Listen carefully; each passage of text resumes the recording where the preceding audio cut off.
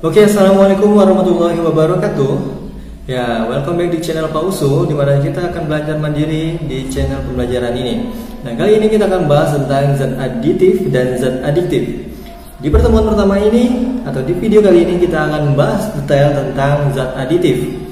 Ya, lebih tepatnya zat aditif yang di sini adalah yang dimaksud adalah zat aditif pada makanan. Nah, zat aditif pada makanan adalah zat-zat yang sengaja ditambahkan pada makanan dengan tujuan tertentu. Apa saja tujuannya? Ya, ini yang pertama, ingin menambah cita rasa pada makanan tersebut. Kedua, ingin memperbaiki tampilannya atau menambah tampilannya agar terlihat lebih bagus, merubah warnanya agar tujuannya juga mengubah tampilan, dan juga untuk menambah daya simpannya agar lebih lama. Nah, zat aditif pada makanan itu dibedakan menjadi beberapa, yakni yang pertama zat pemanis, yang kedua zat pengawet, yang ketiga zat pewarna, yang keempat zat penyedap, dan yang kelima adalah zat aditif lainnya. Oke, kita akan masuk yang pertama, yaitu zat pemanis. Nah, pada zat pemanis ada zat pemanis yang biasa kita gunakan dalam sehari-hari. Mungkin kalau kita sering biasanya menggunakan gula, ya, gula pasir, gula Jawa atau gula merah, kemudian madu, kemudian ada lagi namanya sakarin, kemudian aspartam dan sorbitol. Nah, gula pasir, gula merah atau gula Jawa, kemudian madu itu merupakan pemanis yang alami atau yang tidak tersedia di alam. Kemudian untuk seperti sakarin, siklamat, sorbitol dan aspartam itu merupakan pemanis buatan atau sintetis. Nah, pemanis sintetis atau yang pemanis buatan ini dia tidak memiliki nilai gizi dan kalori, sehingga sangat cocok untuk bagi kalian yang menderita atau mengidap penyakit diabetes mellitus, ya, yakni seseorang yang memiliki kebutuhan khusus untuk menjaga pola gulanya. Nah, kemudian kita akan masuk ke yang kedua, yakni zat pengawet. Nah, pada zat pengawet ini ya, ini berfungsi yaitu sebagai penghambat, ya, penghambat pertumbuhan mikroba pada olahan makanan, sehingga masa kadaluarsanya itu berlangsung lebih lama daripada biasanya. Nah, apa saja contoh dari bahan pengawet ini? Ya, ini yang pertama adalah garam dapur, yang kedua natrium benzoat, yang ketiga asam benzoat, yang keempat natrium nitrit, yang kelima asam cuka atau cuka makan, yang keenam asam tartrat, yang ketujuh adalah asam propionat. Nah, selain dari yang disebutkan tadi, ada juga bahan pengawet yang dilarang penggunaannya, ya, tetapi belakangan itu seringkali disalahgunakan, yakni seperti kita tahu, yakni boraks dan formalin. Boraks itu biasanya digunakan untuk bakso, ya, boraks biasanya itu digunakan untuk bakso, ya. Dan formalin itu biasanya juga digunakan untuk tahu dan mie basah, ya, serta juga untuk mengawetkan ikan dan ayam potong. Nah, pemakaian boraks ini sangat berbahaya, ya. Jadi apabila kita mengkonsumsi, kita tidak tahu nih, kita tiba-tiba mengkonsumsi sebuah bakso yang mengandung boraks dan ternyata berlebihan, maka apa saja gejalanya? Yang pertama bisa menyebabkan demam, ya. Pertama bisa menyebabkan demam. Yang kedua yakni urinaria. Nah, yang ketiga koma, yang keempat depresi, yang kelima gangguan syaraf. Nah, itu adalah dampak penggunaan boraks yang berlebihan. Nah, bagaimana dengan formalin? Nah, kalau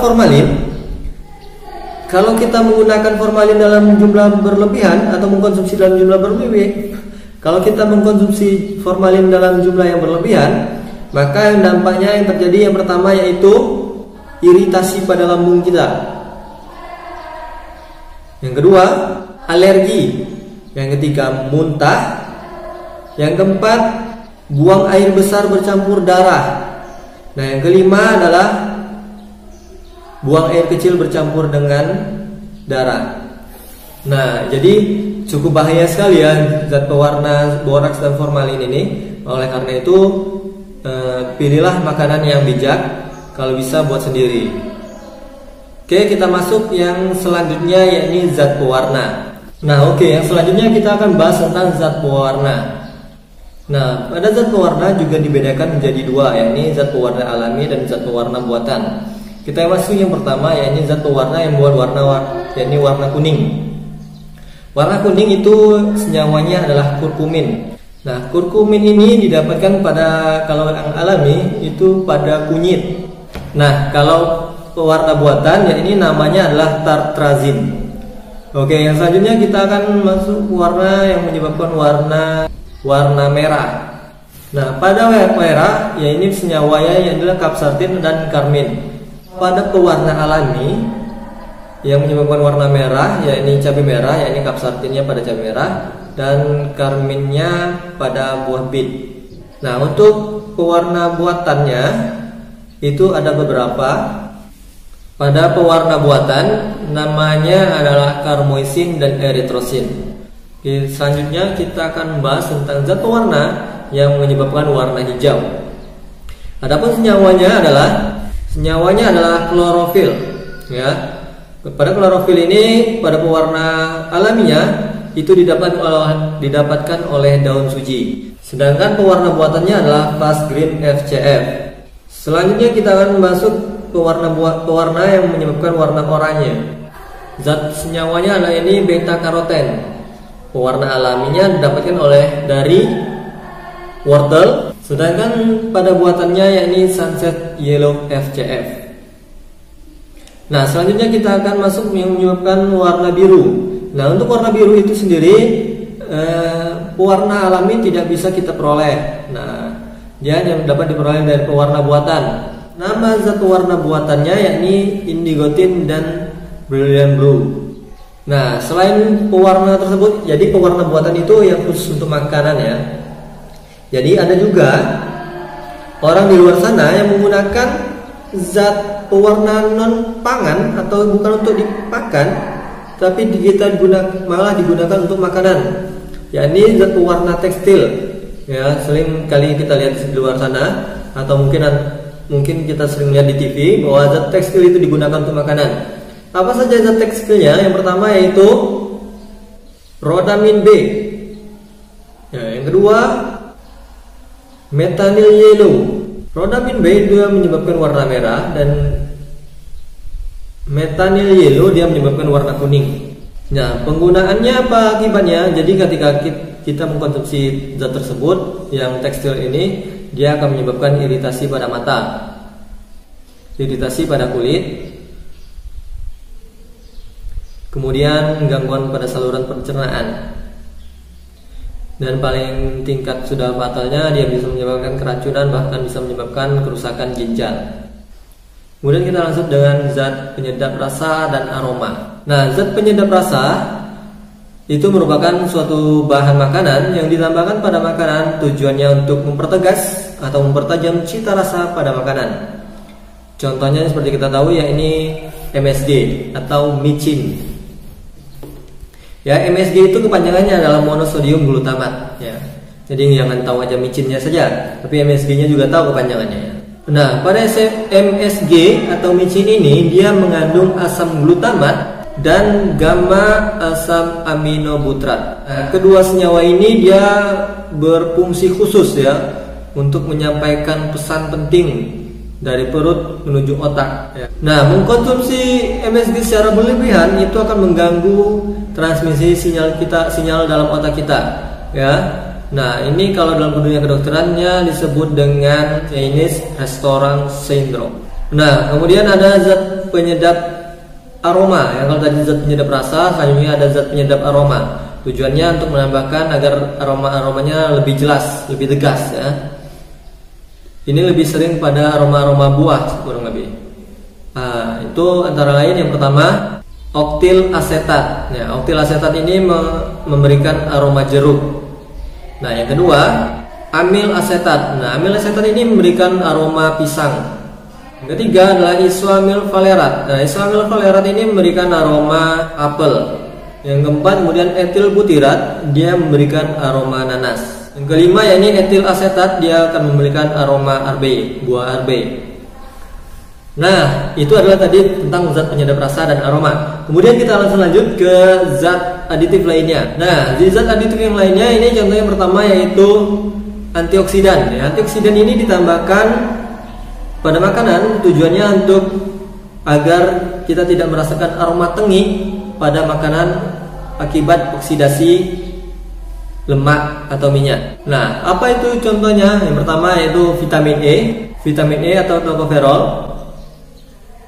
Kemudian vitamin C, BHA, BHT, propil galat, dan TBHQ. Zat aditif lainnya yaitu anti kempal. Nah, anti kempal itu apa saja? Cek di sini ya. Ini anti kempal. Kemudian yakni zat aditif lainnya pengembang ya. Pengembang ini biasanya pada kue. Nah, ini soda kue ya, soda kue. Kemudian yang keempat, pengatur keasaman. Pengatur keasaman ini yaitu contohnya adalah asam sitrat dan asam laktat. Kemudian pengemulsi. Contohnya yaitu lecitin dan polifosfat. Nah, yang keenam, pengeras, yaitu kalsium karbonat dan aluminium sulfat. Nah, selain dalam makanan, zat aditif juga digunakan dalam produk rumah tangga lainnya. Ya, ada dampak negatif juga yang diberikan pada produk tersebut. Contoh yang pertama, ini bahan kimia dalam pembersih. Ya, dalam bahan kimia dalam pembersih ini antara lain adalah deterjen, kemudian sampo, pasta gigi, sabun dan karbol. Nah, bahan kimia yang digunakannya ini adalah akil benzena sulfat atau ABS dan linear alkyl sulfonat atau LAS. Nah, ABS ini dia sulit sekali terurai oleh mikroorganisme. Nah, sehingga dapat mengakibatkan pencemaran tanah dan air. Jadi, seperti yang kita seperti yang disebutkan tadi, bahwa bahan-bahan yang menggunakan ABS bahwa bahan-bahan yang menggunakan ABS ini sulit terurai, ya. Kemudian LAS. Kemudian LAS ini berkebalikan dengan ABS. LAS ini dia lebih mudah terurai. Karena apa? Karena dia memiliki rantai karbon yang lurus tidak bercabang, sehingga dia lebih mudah terurai. Beda dengan ABS tadi. Selanjutnya yakni bahan kimia dalam pemutih. Nah, bahan pemutih itu dibedakan menjadi dua, yaitu pemutih pakaian dan pemutih kulit. Nah, pada bahan pemutih pakaian yang digunakan yaitu adalah natrium hipoklorit atau NaClO. Nah, bahan kimia ini tidak boleh tercampur dengan deterjen. Kenapa demikian? Ya, pada pemutih pakaian itu tidak boleh dicampur dengan deterjen. Dia bisa menyebabkan gas klorin atau menimbulkan gas klorin. Nah, gas klorin ini sangat berbahaya jika kita terhirup, ya. Jika kita terhirup, dia akan mengiritasi tenggorokan kita.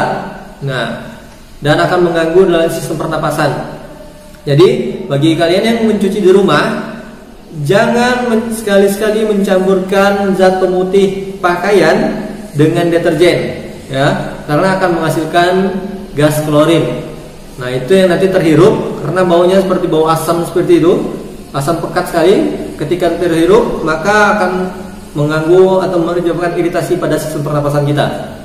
Nah, bahan kimia yang digunakan pada pemutih kulit yaitu hidrokuinon dan tretinoin. Nah, pemutih hidrokuinon dalam jangka panjang dia akan menyebabkan atau menimbulkan dampak yang negatif. Ya, ini contohnya menimbulkan seperti benjolan kekuningan, ya, benjolan kekuningan atau disebut juga ochronosis. Nah, pada kulit. Nah, jika termakan oleh kita, maka akan menyebabkan keracunan, ya, keracunan dan kerusakan sel darah merah. Nah, itu berbahayanya, ya. Nah, jika pemakaian tretinoin, tadi yang zat yang pertama, yang ini yang kedua, tretinoin, dia akan menyebabkan kulit kemerahan. Nah ya, sering kita melihat ya di foto-foto Facebook itu kulitnya memerah ya. Nah, kemudian perih, kemudian kulit terasa kering dan gatal. Nah, jika itu digunakan oleh ibu hamil, maka akan menyebabkan janinnya menjadi cacat. Oleh karena itu, bijaklah dalam menggunakan zat pemutih kulit. Nah, selanjutnya adalah bahan kimia dalam pewangi. Nah, bahan kimia yang digunakan dalam pewangi ini adalah hidroalkohol. Nah, hidroalkohol tersebut dicampur dengan alkohol dengan konsentrasi 50-90% dan senyawa ester. Nah, ini senyawa yang menyebabkan aromanya. Nah, jika senyawa ini tertelan, dia akan menyebabkan mengalami penekanan fungsi otak dan menimbulkan rasa kantuk yang berlebihan. Selain senyawa yang disebutkan tadi, alkohol dan ester, ada juga bahan lain yang digunakan untuk pewangi ini, yakni aseton, benzaldehid, benzil asetat, dan benzil alkohol. Nah, bahan-bahan tersebut juga berbahaya pada manusia, yakni terutama pada kesehatan. Nah, aseton sendiri dia bisa menyebabkan kekeringan pada mulut, kekeringan pada tenggorokan, kerusakan pada pita suara, dan akan menyebabkan depresi. Sedangkan pada benzaldehid dia bisa mengakibatkan iritasi pada kulit, mata, mulut, dan tenggorokan, serta efek seperti efek narkotika. Itu bahaya ya. Sedangkan benzil asetat dia bersifat karsinogen. Sedangkan benzil alkohol dia bisa menyebabkan iritasi pada saluran pernapasan dan penurunan tekanan darah. Oke, selanjutnya bahan kimia dalam pestisida. Pestisida merupakan bahan kimia yang digunakan untuk mengendalikan hama pada tanaman. Jenis-jenis pestisida yang digunakan yakni untuk serangga yaitu disebut juga insektisida, pada gulma disebut juga herbisida. Nah, untuk cacing dermitisida, untuk jamur yakni fungisida, dan untuk bakteri yakni bakterisida. Dahulu DDT digunakan sebagai pestisida untuk menghilangkan atau membasmi nyamuk, lalat, dan kutu. Namun karena DDT ini sulit didegradasi atau diuraikan, maka penggunaannya sekarang sudah dilarang. Ada bahan pestisida yang boleh digunakan antara lain aldrin, endrin, permetrin, basudin, propoxur, dan dieldrin. Nah, itulah tadi pembelajaran kita tentang zat adiktif. Tentang zat aditif, bukan adiktif tapi aditif. Ya, beda zat adiktif dan aditif. Nah, itu tadi tentang zat aditif. Ya, zat aditifnya ada beberapa tadi. Yang pertama tadi zat pemanis, yang kedua adalah zat pengawet, yang ketiga adalah zat pewarna, yang keempat adalah zat penyedap, ini penyedap rasa dan penyedap aroma, dan yang kelima ada zat aditif lainnya. Next time kita akan bertemu lagi di pembelajaran tentang zat adiktif.